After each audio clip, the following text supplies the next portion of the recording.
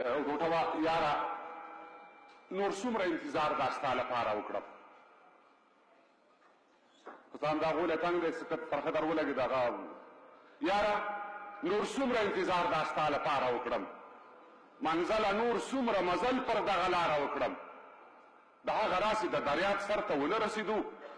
د سرخوړلي انقلاب سر ته ونه رسېدو قلم کاغذ نه کروندې ته څوک کومک راوړي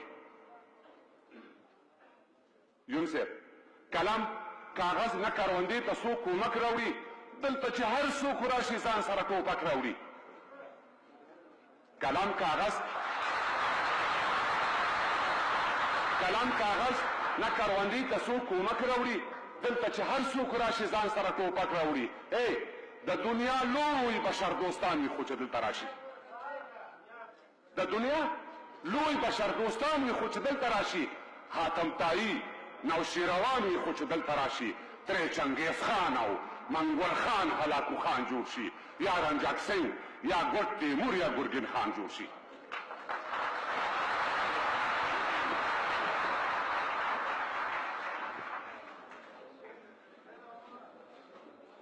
د دنیا لوی بشر دوستان وي خو چې دلته راشي حاتم طایی نوشیروان وي خو چې دلته راشي ترې چنګیز خان او منګول خان هلاکو خان جوړ شي یا رنجک سنګ یا ګوټ تیمور یا ګرګین خان جوړ شي څه خپله موږ د سرخوړلي عقل سر ته ناست یو نورو تصویرې جوړوو په خپل المر ته ناست یو نو ډلګۍ ډلګۍ جبهه جبهه تنظیم تنظیم وطنه په شرق او غرب شمال جنوب باندې تقسیم وطنه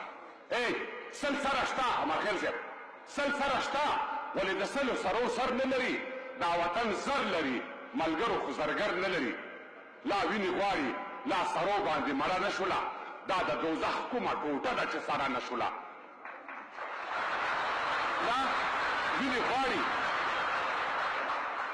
لا وینې غواړي لا سرو باندې مړه نه شوله دا د دوزخ کومه ټوټه ده چې سره نه شوله له هغه راسې چې په سیمه کې یو بم چاودلی له ډېره درده مې دا زړه لکه غنم چاودلی اول به ووژني په بل بیا زمونږ خپل راشي د یو حجاج له ظلمه خلاص نه یو چې بل راشي اول مو ووژني په بل بیا زمونږ خپل راشي د یو حجاج له ظلمه خلاص نه یو چې بل راشي نو ربه د دوو عمریانو یو دریځ راکه یا عمر راکه یا عمر عبدالعزیز راکه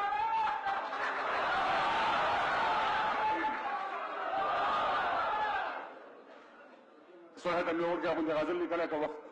اجازه راکوي چا په قلم چا په خنجر باندې وهلي زړونه چا په کندار چا په ټوپک باندې ویشتلي زړونه په ګوړه مرو زمونږ زهرو ته حاجت نشته دی موږ په یوه خوږه خبر باندې بایللي زړونه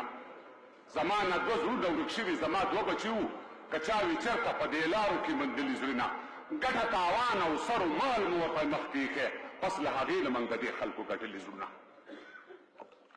ګټه تاوان او سر و مال مو ورته مخکې ایښی پس له هغې نه موږ د دې خلکو ګټلي زړونه او زه د خپل قوم تر مخ د صلح سپین بیرغ ولاړ یم زه د خپل قوم تر مخ د صلح سپین بیرغ ولاړ یم سپینو کوترو ته د امن موږ بخلي زړونه چورلکې راغللې غدۍ له کلي بیا تاو شوې حیران هر چا په دواړه لاسه کې نیولي زړونه د سیاست د زهریله مارانو جنګ کې ښکېلي یو له دې هیبته مو له خولو نه راوتلي زړونه له دې هیبته مو له خولو نه راوتلي زړونه له غوږ نیو مو ډېره ډېره مننه